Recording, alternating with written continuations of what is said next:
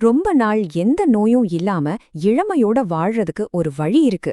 அதுவும் அந்த ரகசியம் உங்க ஒவ்வொரு மூச்சிலையும் ஒளிஞ்சிருக்குன்னு சொன்னா நம்புவீங்களா? வாங்க, சித்தர்கள் நமக்காக விட்டுச் சென்ற அந்த பழங்கால ரகசியத்தோட கதவை நாம இன்னைக்கு திறக்கலாம். முதல்ல இந்த படத்தை பாருங்க. இதுக்கு பேருதான் சமாதி. இது ஒரு ஆழமான தியான நிலை. இந்த நிலையில தான் நம்ம மனசு முழுமையா அமைதியாகி இந்த பிரபஞ்சத்தோட ஒன்னா கலக்குது. நாம பார்க்க போற இந்த முழு பயணத்தோட இலக்கே இதுதாங்க.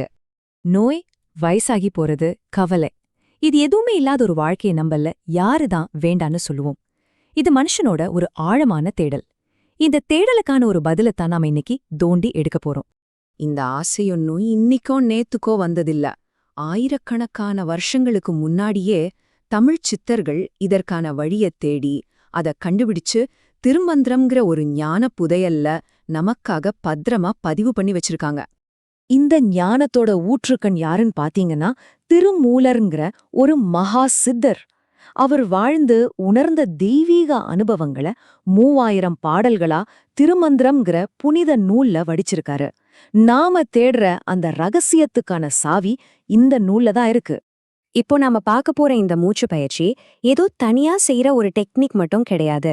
இது ரொம்ப பெரிய ஒரு சிஸ்டத்தோட ஒரு பகுதி. அதுக்கு பேரு அஷ்டாங்க யோகம். அதாவது ஞானம் அடையறதுக்கான 8 படிகளை கொண்ட ஒரு முழுமையான பாதை இது. இந்த அஷ்டாங்க யோகம்ங்கிறது ஒரு வாழ்க்கை முறை. ஒழுக்கத்துல ஆரம்பிச்சு உடற்பயிற்சி, மூச்சு பயிற்சின்னு படிப்படியா நம்மள தியானத்தோட உச்சத்துக்கு கூட்டிட்டு போகும். இதுல ஒவ்வொரு படியுமே ரொம்ப முக்கியம். ஆனா இது எல்லாத்துக்கும் மையமா நம்ம உயிர் சக்தியை இயக்குற திறவுகோலா இருக்கிறது 3வது படியான பிராணாயாமம். இன்னைக்கு நம்ம கவனம் முழுக்க அதுலதான் இருக்க போகுது. சரி, அப்படி என்னதான் இருக்கு இந்த பிராணாயாமத்துல? இது வெறும் மூச்சை இழுத்து விடுறது தானா, இல்ல அதுக்கும் மேல ஏதாச்சும் இருக்கா?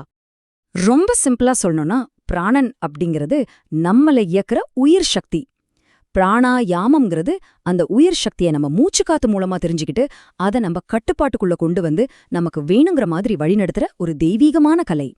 அதாவது தன் போக்குல ஓடிட்டு இருக்கிற நம்ம மூச்சு கூட சரியான ஒரு குருவோட வழிகாட்டுதலும் அருளும் கிடைச்சிட்டா நம்ம விருப்பப்படி முழுமையா கட்டுப்படுத்த முடியும்னு திருமந்திரம் ரொம்ப ஆழமா சொல்லுது. சரி, இப்போ வாங்க இந்த பயிற்சியை எப்படி செய்யறதுங்கிற விஷயத்துக்குள்ள போலாம். இது ஏதோ தோராயமா செய்யறதில்ல. இதுக்கு ஒரு துல்லியமான கணக்கு இருக்கு. ஒரு கணித சூத்திரம் மாதிரினே சொல்லலாம். திருமந்திரத்தோட இந்த ஒரு பாட்டுல தான் அந்த ரகசியமே அடங்கியிருக்கு.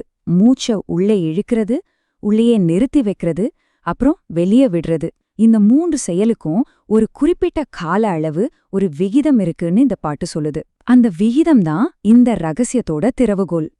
அந்த பாட்டோட ரகசியப்ப இந்த டேபிள் நமக்கு தெளிவா காட்டுது.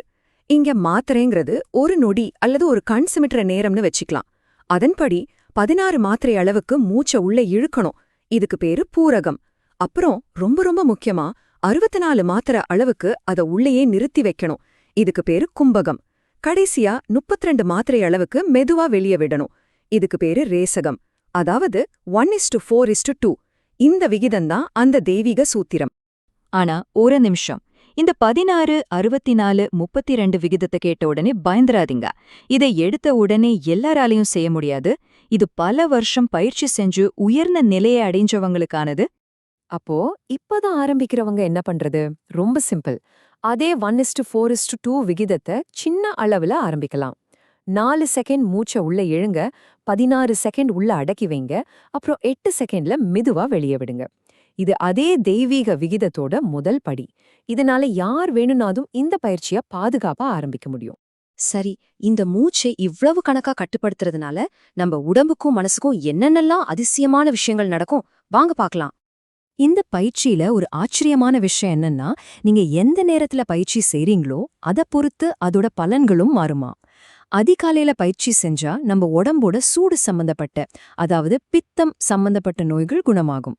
அதே பயிற்சிய மத்தியான நேரத்துல செஞ்சா நம்ம உடம்போட இயத்தம், நரம்பு மண்டலம் சம்பந்தப்பட்ட வாதம் நோய்கள் நீங்கும்னு திருமந்திரம் சொல்லுது.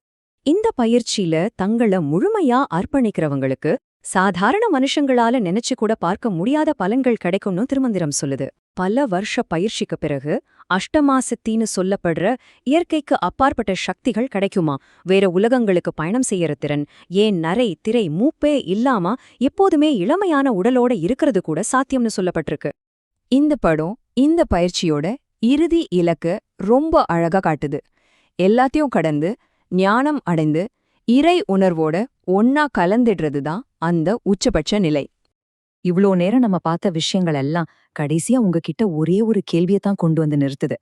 நீங்க ரொம்ப சாதாரணம் நினைச்சு சுவாசிச்சிட்டு இருக்கிற உங்க ஒவ்வொரு மூச்சுலயும் நீங்க இன்னும் கண்டுபிடிக்காத என்ன பிரபஞ்ச சக்தி ஒளிஞ்சிட்டு இருக்கு? கொஞ்சம் யோசிச்சு பாருங்க.